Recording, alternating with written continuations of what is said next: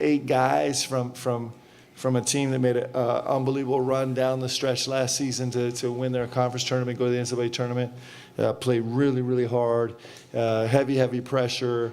I thought they were terrific tonight. They're going to have a really great season, and these in-state games are always fun for everyone, and it was really good for our guys. I'm proud of how our guys responded and just kind of kept grinding away. We felt like this was a great run. Potentially a first-round game for us. That's how the guys wanted to go into this game, and it was exactly kind of what we wanted. There was a ton of frustration oozing throughout the whole game, and I thought our guys did a great job of staying together and just kind of being okay with just going to move on to the next play. And we certainly didn't play close to perfect, but I thought the guys were in it the whole time. So it's awesome.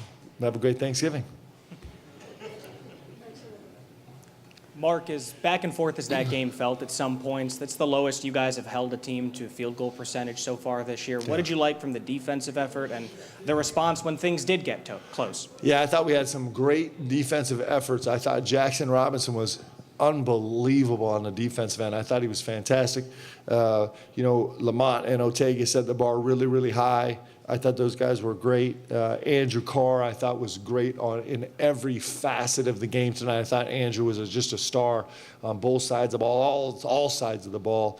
And I'm really proud of that. That matters to us. This defensive field goal percentage is really, really, really important to us, and it's a cumulative effect. It's not just us really focusing on being there on the catch and being disciplined about guarding vertically without fouling, but it's also the pace of the game starts to have impact, the movement starts to have impact, and all those things working together. I thought I was really proud of us defensively. There were several stretches in the game where we weren't functioning great on the offensive end, and we were finding great joy on the defensive end of the ball, and that is a winning formula. Like, we're going to have games where, it wasn't a great offensive game for our guys. They still scored 87 points. That's the crazy part of it, right? But on the defensive end of the floor, if we can really find joy there, and if we keep going back to the well over and over and over again, we have a chance to win. We have a chance to win and win a lot of games and win big. So I was thrilled with that tonight. It was really special.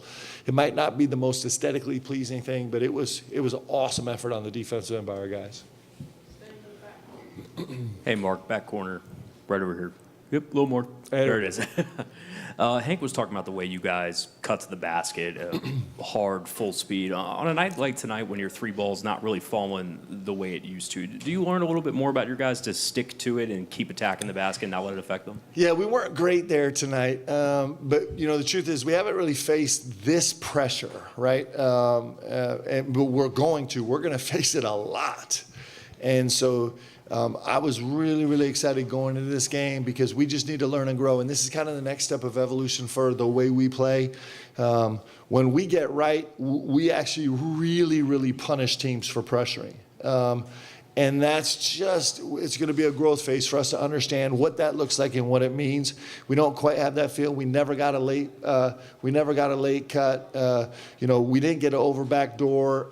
We didn't really work the second side well. We were kind of dying in the corner. We would get to a second lift and then be dying in the corner on the rotation. And so there's so much more in the tank for our guys to feel out. And it's just a matter of getting the reps to do it. So I was really, really looking forward to this game just so we could feel that, get it on tape, and our guys will grow really fast in that area. So, I'm glad that they felt that, but we're barely dipping our toe in the water of what will be in that perspective. Mark, this game over here. There we go. This game and Duke game, kind of muddy, kind of grinded out type of games, and both times you looked the stat sheet. Could we just sit in the same spot? I think you guys do sit in the same spot too. Sorry. Okay, there we go. I'm like, look, it's like, where's Waldo in here? It's awesome. This game and the Duke game kind of grinded out physical type games, Yep. and both times you look at the top of the stat sheet, there's Andrew Carr's Yep. name. What is it about his play? Well, Andrew's always been known as a really, really physical player. I'm joking a little bit, but he is. He's got a really terrific physicality. I thought his focus was unbelievable tonight. So just our guys have a goal, one specific goal, every time we walk into practice, our assistant coaches, our staff does an unbelievable job of giving our guys one very specific goal. And so Andrew Carr's goal yesterday was to demand a catch, even to the point of yelling and screaming at his teammates just one time to earn a catch. That was his goal yesterday. And he was unbelievable today, winning catches and being physical with the ball. Like, he was really special. And these really specific, measurable, obtainable goals that our staff works so hard with our players to have every single day, they pay off. And that was a great example. It was a really terrific example. I thought he was great today, and I thought he was demanding. I thought he protected the ball. You think about all the possessions he had against a swarming, super talented defense. I think they're 52 or 62 in the country defensively right now. But this swarming defense they had against a bunch of undersized guys that can be really frustrating for a guy built like Andrew Carr. And he's a 3 assists, 0 turnover, 18 points, 10 rebounds guy, and was ridiculously efficient and tough with the ball. Super proud of him. Mark, you mentioned the in-state. He also shot a turnaround jumper long, which he's missed the last 3 or 4 short. He shot it long. It actually bounced off the back of the rim, went in. And these little things that he's focused on are pretty great. Sorry.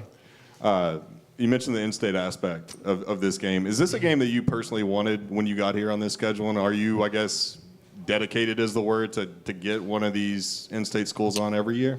Well, I think in-state games are great because they're always tough. There's just added emotion, right? It just is, there's some pride to it and all the things. And so when we get them, they'll be super useful. I didn't really set out to make this happen. I think this was actually, I think this was one of the ones that was out of my hands, just part of the MTE. But, listen, Western Kentucky's got an incredible basketball history. I love everything about the team except for that red color. It just drives me crazy. But the coach is doing a great job, and it's they're a national brand, and they got a ton of pride, and they have a really good veteran team coming back that went to the tournament last year. So these are just, I like it because it's a good game, and I like it because it's an in-state game. Coach, you talked about Ortega being maybe your most consistent player after the last game. Tonight he led in the plus minus, had 18. How helpful is it knowing what you're going to get from him? Yeah, Ortega he's been like clockwork. He didn't have his best start. He's been this incredibly dynamic start the game guy. He was just solid to start the game, but as the game wore on, he got better and better and better. And it's such a luxury to, listen, I mean, this is a talented offensive team with a bunch of guys that are really talented scorers individually. And, Ortega was a large part to hold them to 32% from the field for the game. It's hard to do, and 15% from the three-point line, and Ortega's a massive part of that. And then, he just keeps producing offensively. I mean, you look at his box score tonight. I mean, he's got 18, and he's pretty efficient. He's 6 for 14 and 5 for 6 for the free throw line, and he never passes the ball. He doesn't really believe in passing, but otherwise he was great. I'm kidding about that, of course. Mark, a little bit of a follow-up on Andrew Carr. Yeah. And kind of a two-part deal, if I can make it short enough. Their coach said that he got 18 tonight, and it didn't even look like he was trying to score. Yeah. Curious about how that goes to you, challenging him to kind of demand the ball and seek it out more. And the second part is it seemed like you went small a couple of times with him and 4 guards, and it kind of gave you some spurts. Yep. We were a little more effective going small today. It was a little bit better for us matchup-wise, and it was a little bit better for us offensively. It gave us a little bit of a different look. Andrew has been special. You have a luxury of him being a starting four that you don't have to run a ton of actions for. You can just kind of pick and choose, and then he's going to go manufacture points. You think about he's 6'11", and he's handling the ball full court a lot. He was handling the ball against a lot of pressure tonight, and he wasn't just making a simple play. He was pretty demanding. And he's a 0 turnover guy on the night. He's putting himself in a lot of traffic, a lot of harm's way, and still off the bounce is a 0 turnover guy.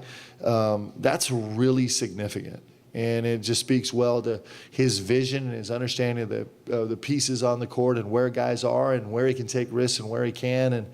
And he brings a physicality to the game. He definitely did tonight. He brought a physicality. You saw him late in the game, the last 10 minutes, go twice really hard over his left shoulder and be really demanding and kind of go through bodies, and that's Andrew Carr that's really special. Coach Pope, you talked about how defensively the pressure from Western was really strong and one of the best you've seen from so far this season. You and Coach Ploner are two coaches that are new at your respective programs. What are some things that you're seeing from his program that you've liked and so far what he's trying to build there, similar to you, what you're trying to build? Yeah, I love he's playing a lot of guys. He's got his guys playing really, really hard. He's playing an aggressive style of play. He's willing to take some chances out there. They're going to continue to be really, really good. It's a terrific program. Hey, Coach, you had 54 rebounds tonight, and how important was it to get those type of rebounds in this type of game? Yeah, it was really important for us. This is a little bit of a slugfest game, and I actually didn't think we were great to 50-50 balls.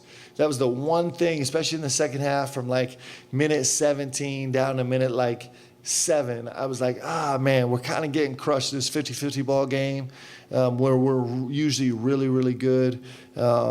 But otherwise, I thought we grounded out great. I'm really proud of the guys.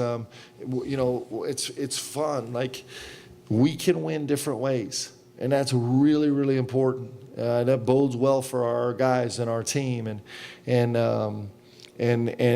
tonight, being dominant on the glass and imposing our will physically was really, really important. And I thought our guys did that. For, Amari to play, semi-limited minutes. I mean, he was under 20 and have 10 rebounds. And for Andrew Carr to get 10 and for us to be at 54 as a team is really, really important for us. One of the numbers that we love is we're a 16 offensive rebound team. Shooting 40% from the field, and we out offensive rebound Western Kentucky, which is a really good offensive rebound team, by 4, and they shot 32%, right? So they had more opportunities, and those numbers are really important for us. And the fact that we can go grind out a game and win it, it's awesome. This is really important. I'm really proud of our guys tonight. WKU kept it close somewhat in the second half. What do you tell your team whenever they have to overcome adversity? Yeah, so we talk about turning frustration into fight all the time. Our guys know that, and spitting out the frustration. The game is going to offer you all the frustration you can possibly have. And the guys that metabolize that frustration really quick and get it out are great. And, we had some guys that maybe got stuck in a little bit of a frustrated mode, but for the most part, our team kept looking internally, kept looking inward, and we're pretty good at metabolizing frustration. That is massively important, especially as we got our run here for the next couple weeks is super challenging. And then we jump into this league. We got 9 teams in the SEC in the top 25. It's like back in the heyday, and it's going to be a gauntlet, and our ability to absorb and metabolize frustration and get it out really quick is going to be massively important. And I like where we are right now. We got to keep growing and get better and better at that, but I like where we are. Coach, Western's leading scorer, Don McHenry, you held him to 9 points tonight. He was 1 for 7 from 3 and 3 of 16 from the field. What was your kind of game plan to stop Don? Yeah, he's a terrific player. We had to pay a lot of attention to him. He's really, really terrific player. Our guys paid good attention to scout. He's got such a great burst. He's a start, stop hesitation guy. Our guys were really good at kind of dialing in on him, and that's an important part of this game for sure. He's a very talented player. Mark, Western Kentucky last year with their former coach was the most up-tempo team in the country. They remained that this season.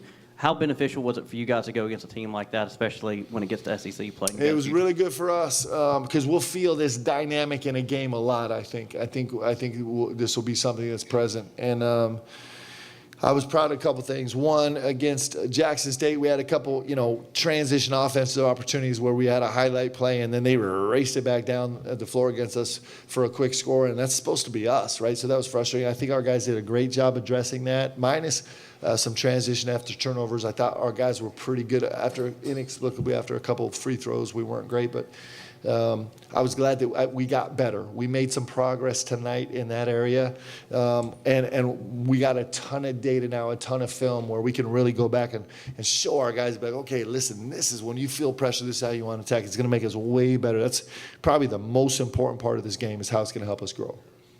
Coach Coach, when you came into this program, the fans were obviously a big deal, and when Western was able to close that lead to 6 points in the second half, the fans just erupted and were cheering for the team. How important is it for the fans to you in this game? We can't do this without BBN, and why would we want to, right? Like, it's the best relationship there is in college sports and maybe all sports altogether. Actually, I may be biased, but I believe it's the best relationship in all sports, and so we love it. I love that people came and show out and support these guys and celebrate with them. And at some point, we're gonna all suffer a little bit together, and then we're gonna celebrate with tears of joy together. And the fact that we get to do it together, all 22,000 of us, give or take something, is awesome. It's awesome. We had a friend come to the game who has never missed a Kentucky game ever, and this was the first time he's ever actually been in the gym for a Kentucky game. And that's just like, come on, man. There's nothing like BBN. It's awesome. So it's really great. Happy Thanksgiving. Hope you guys have a great Thanksgiving. And we got a lot to be thankful for. So, and I'm super grateful for you guys. I'm grateful for you guys telling these stories, even when you guys start writing